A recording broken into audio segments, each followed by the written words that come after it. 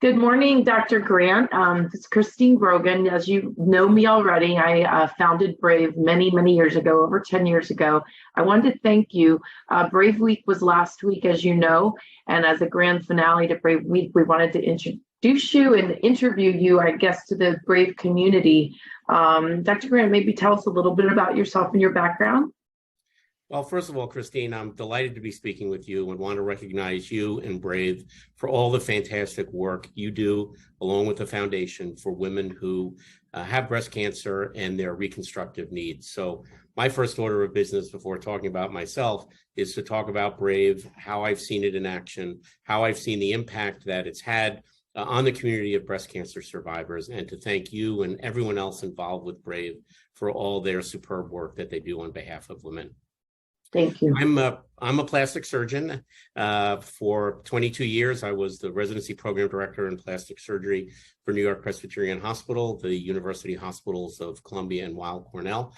I was the chief of plastic surgery at both those institutions during that time, and was delighted that a significant portion of my clinical practice was devoted to breast reconstruction and breast issues for women and men. The reason that I was delighted to be involved with them was because, particularly apropos of the name of the foundation, Brave, was how impressed I was with the courage of the women who faced breast cancer, and how I was able to be the good guy doctor in helping care for them. What do I mean by that? I told the patients at the time of the initial consultation that, the reason you're coming to see me is because you have many years of life left ahead of you. And I get to be the doctor who helps you make the most of those years. I know, Christine, you've heard me say many times that plastic surgery is not about adding years to one's life, but life to one's years. And that's what reconstructive surgery after breast cancer ablation does. So I was always impressed to be a part of that journey with the women, to help incorporate positive body image to their triumph over their breast cancer in order to make them feel, if not whole as modern plastic surgery techniques can make them. And as a result, I can't say how impressed I was with each and every one of my patients, partnering with them to get them the best possible outcome for their breast reconstruction. That's beautiful. Adding life to years. That's really beautiful. Thank you, Dr. Green. I was impressed with you. You're the very first person I met that taught me about breast reconstruction. If you remember, I was working for the industry, and in 2007, we met in New York, and you taught my team about that journey. And I even remember we segmented out the journey, if you go this way or this way. So if you had some advice for women that are just being diagnosed with breast cancer, anything you would tell them? Well, the best advice is to probably get a couple of opinions from a number of different plastic surgeons, because each plastic surgeon has an individualized approach to breast reconstruction, whether it be using devices like implants and expanders, or using your own body tissue, whether it's from the tummy or from the thighs or the backside or the back. Each surgeon has a particular bias about what they think is going to work best for each and every one of their patients. Why do I mention that bias? Well, because there are surgeons who do almost exclusively implant-based and tissue expander-based reconstructions, and they're going to say, this is the way I think you should go more often than not. There are surgeons who do exclusively soft tissue reconstructions, use of the tummy or the backside or the thighs, and their bias is going to push the patient towards that direction. As long as the patient is aware of the bias and can hear the pros and cons of experienced people who use each technique, then the patient really is the one who's in the driver's seat and can make the best decision that's right for them.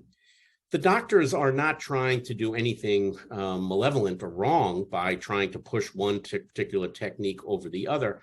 It's just that a surgeon gets better when they do a similar type of operation over and over many times, as opposed to only doing it every once in a while.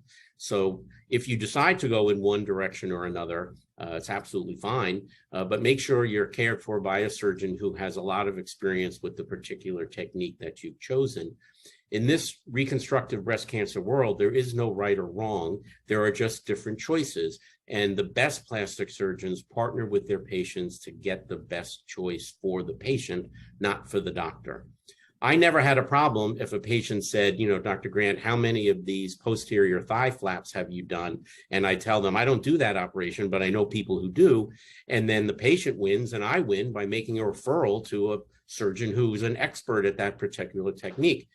Now, I'm lucky. I practiced in New York. There are lots of really good peer plastic surgeons around. So my patients and the patients in the community there benefited from that.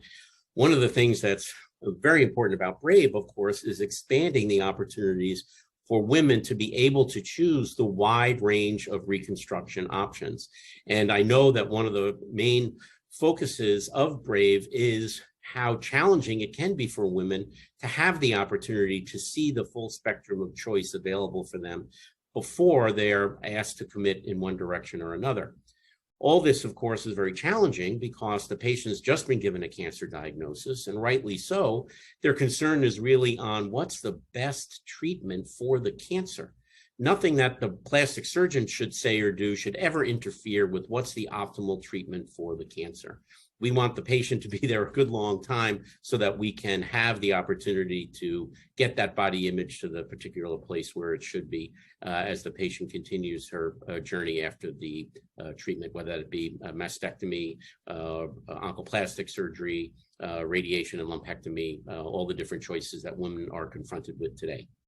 The final thing I would say, I'm sorry, just one more point, Christine. No, great. This is wonderful. Just to let you know that the other thing, if possible, is to work with a team approach.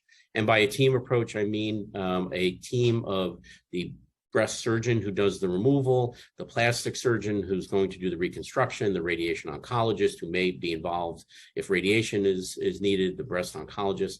We had meetings every Monday where we presented every patient to the group, and every specialty had the opportunity to give input. Because as the woman goes along the journey, many times there are decision points. And if you choose to have a particular point A, that means that you have to either defer on choice B or choice C. So a team approach is really the last thing I just wanted to add in terms of advice for patients when they're seeking out care. Just don't go see the plastic surgeon. Make sure you've seen all the members of the team before you get started. We used to use the word or the phrase "to each her own," and that's really what you're stating. If you go this way, that's fine. If you go this way, maybe some patients decided not to get reconstruction at all, and you said that's fine too. It's really their decision, and you're there to help them make the choices. I can't imagine, I mean, having gone through this, I haven't myself, but if I had, I mean, having you by the bedside with your team would be, I'm sure, so comforting. I don't know that you've ever counted how many patients you took care of, but I bet you touched many people's lives. Well, thank you for those kind words. And as I said, I went into this field of medicine and then surgery and then plastic surgery in order to make a positive difference. And I liked that as a surgeon, I could make that difference one life at a time. I was a practicing surgeon for almost 40 years. I'm now a clinical dean of a medical school, and I get to deal with helping the next generation in ways differently than being one-on-one with patients as I was as a clinician. But the rewards that I received pale in comparison to the rewards that patients can receive, given the improvements in technology and techniques that I've seen over the generational time that I've been involved in the care of women with breast cancer. Thank you, Dr. Grant. Maybe we'll have a follow-up in a few months, and hopefully all of your students get to see this and see the marvelous work you're doing. And what an honor to have you with us today. Thank you. Again, my pleasure. Is always good being with you and partnering with you and Brave to do even more for women who are on their breast reconstruction journey. I wish them all the best. Thank you so much. Thank you. God bless.